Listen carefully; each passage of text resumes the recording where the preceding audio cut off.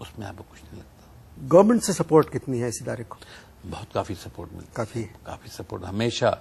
چاہے آج تک اس ادارے کو خاص طور سے سندھ گورنمنٹ نے ہمیشہ سپورٹ کیا,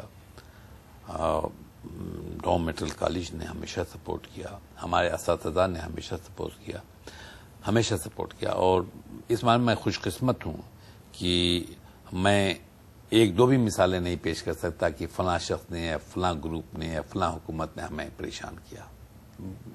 بہت ہی خوش قسمت ہوں میں اس معاملے میں. آپ دنیا بھر میں جاتے ہیں اپنے پروفیشن کے لحاظ سے, مطلب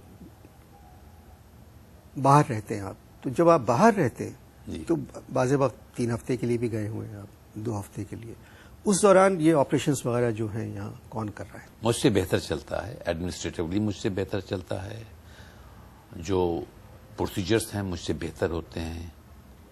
تو یہ ایکچولی میری خوش نصیبی یہی ہے. اور کسی انسٹیٹیوٹ کے سروائیول کا راز اس میں مضمر ہوتا ہے کہ اگر جو شخص انچارج ہے وہ نہ ہو تو اس کی غیر موجودگی میں کیسے چلتا ہے. اور انسٹیٹیوٹ کا مستقبل اسی لیے نہایت شاندار ہے کہ جب میں نہیں ہوتا اس وقت انسٹیٹیوٹ زیادہ بہتر چلتا ہے. بیگم صاحبہ, بچے وغیرہ کچھ کبھی نہیں کہتے کہ کیا ہے؟ دیکھیے 2 کان اللہ تعالیٰ نے دیے منور میاں, ادھر سے ایک سننے کے لیے ایک جانے کے لیے, پھر آپ کنونس کریں. بالکل تو آپ کی تو زندگی کنونس کرنے میں گزر گئی ہوگی. نہیں, میری بیوی خود ڈاکٹر ہے اور اس نے سمجھا, وہ کوآپریٹ, اگر وہ کوآپریٹ نہ کرتی تو میں کچھ نہیں کر سکتا تھا. تو شادی آپ کی مرضی سے ہوئی؟ جی بالکل. تو گھر والوں کو پتا تھا؟ جی. اور بچے؟ 2 بچے ہیں میرے, دونوں ڈاکٹر ہیں. ڈاکٹر ہیں؟ جی ہاں. پاکستان میں ہیں؟ نہیں, ہم باہر ہیں, باہر ٹریننگ کے لیے گئے. جی ہاں. میں چاہوں گا آپ لوگوں سے کچھ بات کریں جو پروگرام دیکھ رہے ہیں, اور یہ صرف پاکستان میں نہیں, یہ دنیا بھر میں دیکھ رہے ہیں. نہیں, میں تو سیدھے کہنا چاہتا ہوں کہ تمام کبھی کبھی سراسیمگی کا ایک عالم سا ہوتا ہے کہ ہم کچھ نہیں کر سکتے اور بلائنڈ ایلے آ گئے, ہم ختم ہو گئے. ایسا نہیں ہے. اس ملک میں اگر چاہیں تو اس کی قسمت ہم بدل سکتے ہیں. میں تو ایک بہت معمولی سا آدمی ہوں. اگر تمام میڈیکل پروفیشن ارادہ کر لے کہ ہمیں پاکستان کے میڈیکل پروفیشن کو اوپر لے جانا ہے اور ہمیں میڈیکل ایڈ عام آدمی تک پہنچانا ہے, تو قطعی ناممکن نہیں ہے. نہایت آسانی سے ہم کر سکتے ہیں. کیونکہ دیکھیے, اگر آپ چاہتے ہیں کہ ہیلتھ جو ہے وہ ہائیسٹ جو منزل اس پر پہنچے, تو اس کے لیے صرف ڈاکٹرز میٹر نہیں کرتے, بلکہ پوری سوسائٹی کو ملنا پڑے گا, اس کے اندر ایک ہونا پڑے گا. Doctor will act as catalyst. اس کے اندر paramedical staff, nurses, health planners, jurist, journalist, clergy, ان سب کو رول ادا کرنا پڑے گا. مطلب معمولی سی مثال دوں کہ آج کل آپ نے دیکھا ہوگا کہ ہم لوگ بے حد کوشش کر رہے ہیں کہ آرگن ٹرانسپلانٹیشن کا لا آ جائے. ابھی آرڈیننس تو آ چکا, آرڈیننس بنا ہے, لیکن اس آرڈیننس کو اب اسے بل میں تبدیل ہونا ہے. اور سب سے بڑی چیز ہے کہ عوام کو کنونس کرنا ہے کہ ایک جوان لڑکا جو صرف اس لیے مر رہا ہے کہ اس کا لیور ہیپیٹائٹس سے ختم ہو گیا ہے, اسے زندہ رہنے کا حق ہے.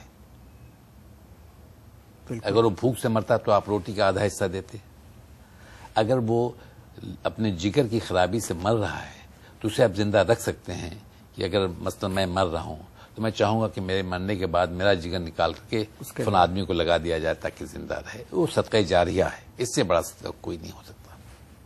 یا ایک آدمی جو بیچارے کو 2 ہارٹ اٹیک ہو گئے اور دل پکڑے ہوئے بیٹھا ہے, انتظار کر رہا ہے موت کا, ہزاروں دوائیاں کھا رہا ہے, اس کے بجائے اس کا دل کسی مرتے ہوئے آدمی کا دل لگا دیا جائے. یعنی 2 لاکھ آدمی ہر سال اس ملک میں ایکسیڈنٹ سے مرتے ہیں اور جن کو برین ڈیتھ ہوتی ہے. مگر سر, یہ جو آپ ذکر کر رہے ہیں, اگر پیوند کاری کا ٹرانسپلانٹ کا, اس سے 2 آدمی جو مر رہے ہیں وہ بچ جائیں گے. اگر یہ بل پاس ہو گیا تو آپ کو اندازہ ہے کتنے لوگ مر جائیں گے؟ کس طرح سے مر جائیں گے؟ آمدنی ختم ہو جائے گی. دیکھیے, آمدنی کا جہاں تک سوال ہے تو ایک اندازے کے مطابق پچھلے سال 1 بلین کے گردے بکے تھے. پنڈی، اسلام آباد، لاہور، تمام دنیا میں مچ گیا. لیکن مجھے بتائیے کہ ایک آدمی کو کھانے کے لیے کتنا چاہیے؟ انور صاحب، آپ کتنی روٹیاں کھائیں گے؟ میں دعوے سے کہہ سکتا ہوں کہ جتنا آپ ایک دن میں کماتے ہیں وہ پورا آپ ایک دن میں کھا نہیں سکتے. ایک ہی روٹی کھائیں گے. اور ڈاکٹر تو اور بھی ڈرتے ہیں اور کم کھاتے ہیں، موت سے ڈرتے رہتے ہیں ہر وقت. اور ایک مردہ آدمی جو ہوتا ہے اس سے 17 آدمی زندہ ہو سکتے ہیں. اگر ایک آدمی اور میں مرتا ہوں، مطلب میں نے بل کیا ہوا کہ میرا باڈی لے لیا جائے گا. میری 2 آنکھیں، 2 پھیپھڑے، دل، لیور جو نکال کے 2 کو لگایا جا سکتا ہے، 2 کڈنی، پھر اس کے بعد پینکریاس، آنتیں سب لگائی جائیں گی. کتنے آدمی زندہ ہوں گے مجھ سے؟ تو اور لیکن یہ اسی وقت مذہب بیچ میں آ رہا ہے. مذہب قطعی بیچ میں آ رہا ہے. اسلام سے زیادہ پروگریسو کوئی مذہب میں ہے ہی نہیں. بدقسمت ہے کہ اس کے ماننے والے انفارچونیٹلی ہم جو ہیں کم عقلی سے کام لیتے ہیں. ہم آنکھیں کھول کر دیکھتے نہیں. ہم چیزیں جو ہے واقعی کوشش. اب آپ کہتے ہیں کہ اسلام منع. اسلام واحد مذہب ہے جس کے اندر انسان کو سب سے زیادہ عظمت دی گئی ہے، نہیں دی گئی ہے. ایک سیکنڈ. اسلام واحد مذہب ہے جس میں انسان کو سب سے زیادہ عظمت دی گئی ہے. گفتگو جاری ہے، آپ اشتہار دیں.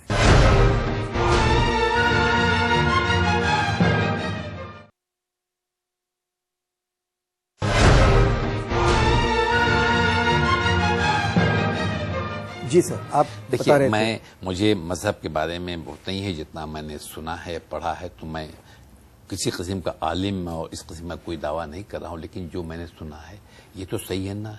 انی جاعل فی الارض خلیفہ، میں نے انسان کو زمین پر اپنا نائب پیدا کیا ہے. کس مذہب میں یہ کہا گیا ہے کہ انسان کو اتنا زبردست عظیم مقام دیا گیا ہے؟ اور انسان کی زندگی کی کتنی اہمیت ہے. پروردگار عالم نے کلام پاک میں فرمایا کہ جس نے ایک شخص کی جان بچائی گویا اس نے پوری کائنات بچا لی. اس سے زیادہ دیکھیے کہ جان بچانے کے لیے امپرمیسیبل بیکمز پرمیسیبل ان اسلام. دیکھیے اینی تھنگ وتھ انسائزر، اسناؤٹس، ہوف، بیکس، ایک پرندہ ہوئے جانور ہم نہیں کھا سکتے اور یہودی بھی نہیں کھا سکتے. لیکن ہمارے لیے حکم ہے کہ جان بچانے کے لیے آپ کے اوپر مینڈیٹری ہے کہ آپ اپنی جان بچائیں، اور حرام حلال ہو جاتا ہے جان بچانے کے لیے. تو انسان کی جان کی جتنی عظمت اسلام میں ہے کس مذہب میں؟ مجھے بتائیے. انسان کی جان بچانا، ایک انسان کی جان بچانا کائنات کو بچانے کے برابر ہے. اور یہ ادارہ ایک انسان شکل میں ہمارے سامنے کھڑا ہے. نہ صرف انسان سے محبت کی جاتی ہے، تو اس ادارے کی جان بچانا ہے. اس میں آپ کی مدد شامل ہو سکتی ہے. بلکہ آپ محبت کرتے ہیں، اچھا نہیں لگتا بار بار کہتے ہوئے، کیونکہ آپ کے دلوں میں خود خیال ہوگا کہ ہمیں کچھ نہ کچھ کرنا چاہیے. یہ ایک اشتہار پٹی آ رہی ہے نیچے، اس پہ نمبر لکھے ہوئے ہیں ٹیلی فون کے. ضرور بات کیجیے گا. اور جب تک میں ڈاکٹر صاحب سے بات کر رہا ہوں، اسٹاف کتنا ہے آپ کے پاس اس وقت؟ اسٹاف تو ہمارے پاس اب 1300 سے زیادہ ہو چکا ہے. 1300 مطلب پرماننٹ؟ جی ہاں. پیرول پہ؟ جی ہاں. نرسز وغیرہ سب ملا کے؟ جی ہاں. ہمارا نرسز اسکول ہے، ٹیکنیشین اسکول ہے، اسے ہمیں ایکسپینڈ کرنا ہے. نرس ہمارے پاس جتنی ضرورت ہے اس لحاظ سے ہمارے پاس اسٹاف بہت کم ہے. اوور اسٹریچ، ڈاکٹر بھی کم ہے. آپ یہ دیکھیے کہ ایک آؤٹ پیشنٹ میں اگر 700 آدمی آئیں گے تو کتنے ڈاکٹرز کی، کتنے نرسز صاحب آتے ہیں؟ 700 ڈیلی آ جاتے ہیں. اور نہیں، ڈیلی تو اس سے زیادہ ہوتے ہیں. ایک ایک کے اندر میں بتا رہا ہوں 400، 500، 700، 600. اور جو آتا ہے آپ کے یہاں واپس نہیں جاتا؟ کوشش یہ کرتے ہیں کہ وہ اسے ہم ہولڈ کر سکیں. کیونکہ دیکھیے واحد ادارہ ہے جس میں ہر چیز انڈر ون روف ہے. مطلب کسی اور اسپتال میں جائیے گا تو آپ کو پرچیاں لکھ کے مل جائیں کہ یہ ایکس رے کروا لائیے، خون کا ٹیسٹ فلاں جہاں سے کروا لیجیے، یہ چیز فلاں جہاں سے کروا لیجیے، الٹرا ساؤنڈ بھی جہاں سے کروا لیجیے. اگر آج آپ کسی آؤٹ پیشنٹ میں کہیں داخل ہوں گے تو الٹرا ساؤنڈ وہیں ہو جائے گا آپ کا، خون کا ٹیسٹ وہیں پر لے لیا جائے گا, اگر یورین کا میجر کرنا ہے وہیں پر ہو جائے گا, ضرورت ہے تو سی ٹی اسکین وہ ہو جائے گا, ہر چیز وہیں پر ہو جائے گی. تو ہر چیز انڈر ون روف ہو جاتی ہے, اور اس سے فائدہ مریضوں کو یہ ہوتا ہے کہ انہیں دوڑنا نہیں پڑتا, اور ان کا مرض منیمم ٹائم کے اندر. او پی ڈی میں کوشش یہ کرتے ہیں کہ اگر آپ آئے ہیں تو ہم جتنا جلد ہو سکے, اور ہم کوشش کرتے ہیں کہ آپ کے مرض کے نزدیک پہنچیں کہ آپ کی بیماری کیا ہے. اور وہ اسی وقت ہو سکتا ہے جبکہ تمام ٹیسٹ آپ کے اسی جہاں پر 1-2 دن کے اندر ہو جائیں, تاکہ دوسری مرتبہ جو آپ آتے ہیں تو آپ کے تمام ٹیسٹ کے ریزلٹ رکھے ہوں اور آسانی سے آپ کو علاج کر سکیں. اس لیے جو آتا ہے اس کا ریکارڈ بن جاتا ہوا رہتا ہے. اس میں بھی ہمیں کافی کمزوریاں بھی ہیں, اگر مجھ سے پوچھے بہت ساری کمزوریاں ہیں, لیکن رفتہ رفتہ ہم ہر کمزوری کو دور. ہم یہ نہیں کہتے کہ ہمارا سسٹم پرفیکٹ ہے, you have to be perfected, لیکن کیونکہ روزانہ نئی چیزیں آ رہی ہیں, نئے انوویشنس ہو رہے ہیں, نئی ڈائگنوسٹک ٹیکنیک آ رہی ہیں, تو میں ان سب کے we have to keep pace with it. سب سے بڑی جو ہمارے لیے ایک چیلنج ہے وہ یہ ہے کہ آنے والے زمانے میں جو دہائی اب آ رہی ہے, اس کے اندر پورا میڈیسن کا پیٹرن چینج ہو جائے گا. جینومز کا بریک تھرو ہو چکا ہے, اسٹیم سیل ریسرچ جو ہے وہ بھی اب جلد ہی